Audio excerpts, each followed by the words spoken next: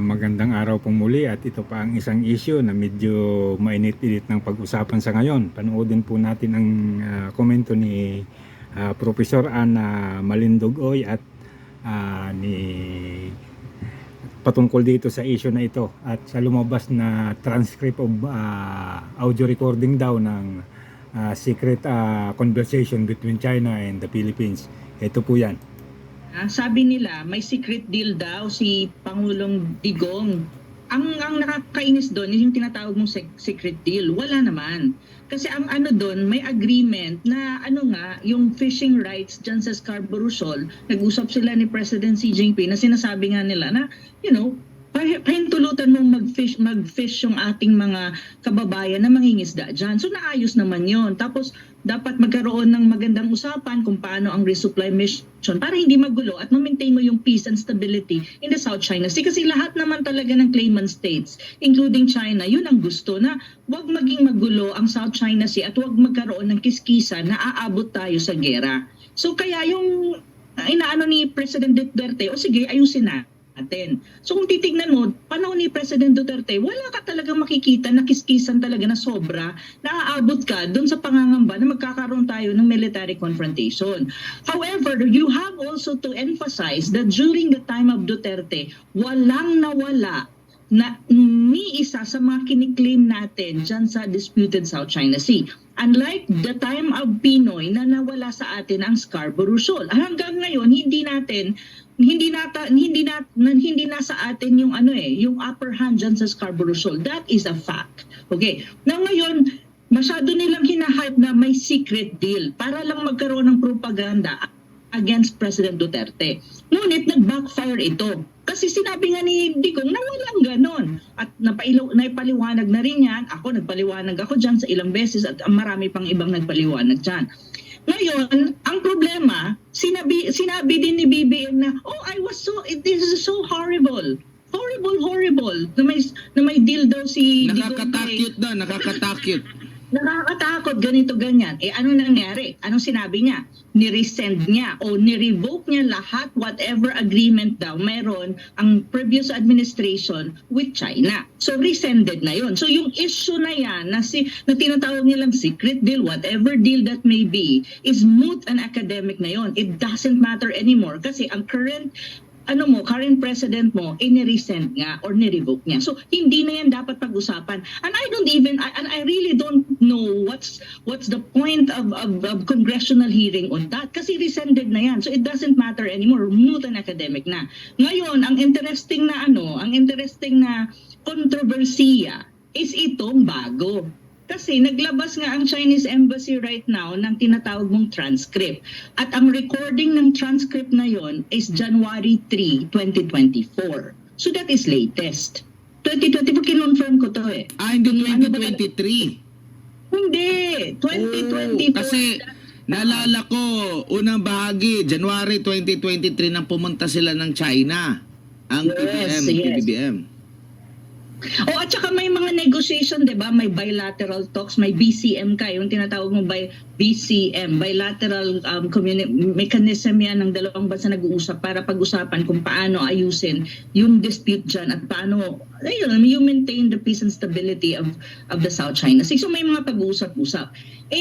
Ang may negotiations na nangyayari. At ang basa ko dyan, kasi binasa ko ng mabuti yung transcript, kung babasahin niyo yung transcript, which is umiikot ngayon sa social media, negotiations na nangyayari. And it's just so happen, I think, that the Vice Admiral Carlos ng Westcom, siya yung parang negotiator ang dating or siya yung messenger.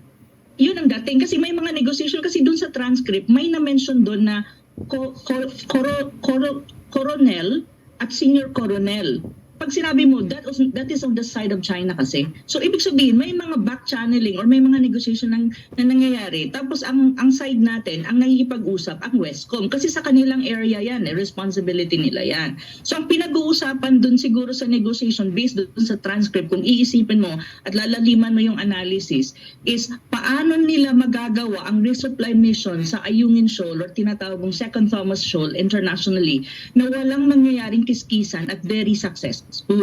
Ang napag-usapan doon, quote-unquote, sa sinasabing the new model. Yung new model na yan, kung titignan mo ang Chinese Embassy in Manila and even the foreign ministry spokesperson in China, lagi nilang ini-emphasize yan na may na-reach na common na agreement between the current administration and China. The current, hindi yung kay Duterte, sinasabi nga nila, hindi na yun kasi nga mutan academic na yun. So itong current, may na-reach na new model at ang tinatawag na new model is 1+1 para sa resupply mission dyan sa Ayungin Shoal para maiwasan ang gitgitan at magkaroon ng peace and stability dyan sa sa area na yan at hindi mauwi tayo sa gulo or sa military conflict. So they were trying to negotiate. Based on the transcript, kung titignan mo ang mga sagot ni Vice Admiral Carlos, tinanong kasi siya, is this approved by your higher ups? Ang sabi na yes. Pinangalanan niya doon, SMD, the NSA, at saka may isang pangalan na nilagyan ng blanco. I'm not sure who is that. So may blanco doon. Hindi ko alam kung sino yon. Pero it's either higher up pa yan sa SND or lower rank official. Pero napangalanan yung si Gibo, napangalanan si General Anyo. Tapos, wala ang DFA pero yung dalawang high-ranking official na yan, napangalanan dun sa trans. So yan po ang naging pahayag ni Professor Ana Malindogoy doon sa transcript at maliwanag pong sinasabi niya na mayroon ngang agreement at naglabas na yung China ng transcript at recording at nabanggit yung pangalan ni Secretary Gibot ng DND at saka si General Anyo. So maliwanag po na yung new model ay ngayong taon na ito nangyari, January 23, 2024. At ito po ay pilit itinatanggi ni ni Gibo Teodoro at ni Anyo. Ako po ay may nasagap na isa pang balita, panoorin po natin ito.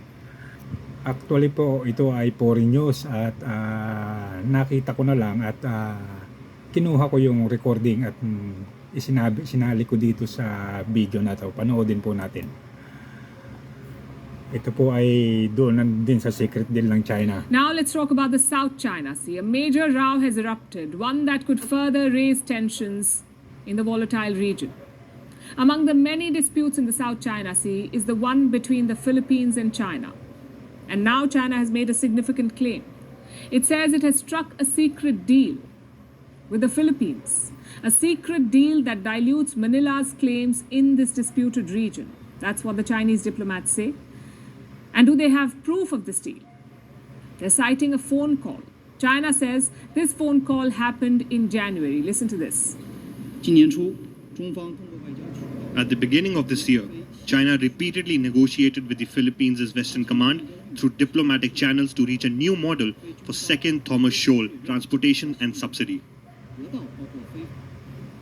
They're talking about a new model in the Second Thomas Shoal. This is part of the Spratly Islands, the disputed region. Both China and the Philippines say it belongs to them.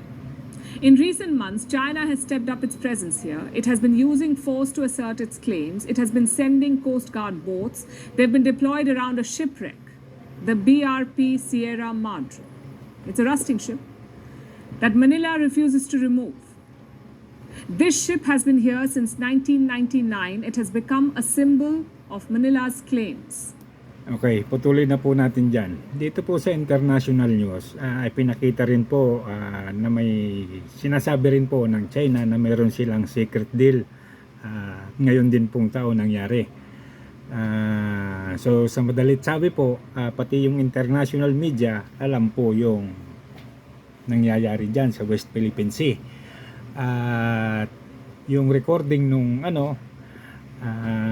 transcript ng recording ay alam na rin nila dahil ipinakita na rin dito. Ngayon po, ito naman po ang naging pahayag ni Gibo Teodoro patungkol dyan. So ito po yan, panoorin po natin. Ito po ay ayon din sa isang vlogger. Sinabi ni Defense Secretary Gilbert Teodoro Jr. na handa siyang paalisin ang mga executive ng Chinese Embassy na sangkot sa wiretapping sa Pilipinas kasunod ng pag-aangkin na ang China ay may audio recording ng isang tawag sa telepono sa hepe ng Western Command.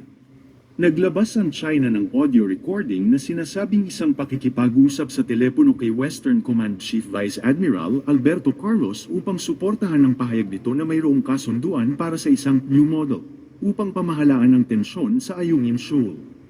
Bago nito, kinumpirma ng AFP na nag-leave si Western Command Chief Vice Admiral Alberto Carlos, ngunit walaan nila itong kinalaman sa umano'y kasunduang new model sa pangangasiwa sa West Philippine Sea na iginiit ng Chinese Embassy na sinang-ayunan ng Westcom. Pero walang naniniwala na inalis sa pwesto si Carlos dahil sa pangunguna nito na makipag-usap sa China na ang nasa balita naman ay may basbas ng kanyang mga highest official. Dahil napatutuhanan ng mayroong ngang New Model Agreement, tila agad na nilaglag si Carlos upang kung magsalita man ito ay wala na siya sa posisyon at palabasing nagsisinungaling lang at naninira. Kaya naman, maraming kabaro nito ang naglabas ng kanilang suporta at sinabing nasa likod sila ng nasibak na si Carlos.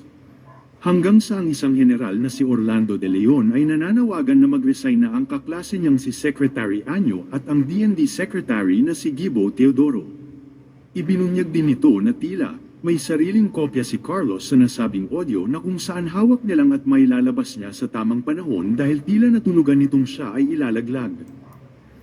So, ayan po, medyo gumugulo na yung issue dyan. Hindi po yung issue sa dagat ang problema ngayon, kundi yung issue nung new model na pinasok nitong mga opisyal ng Pilipino, itong si Orlando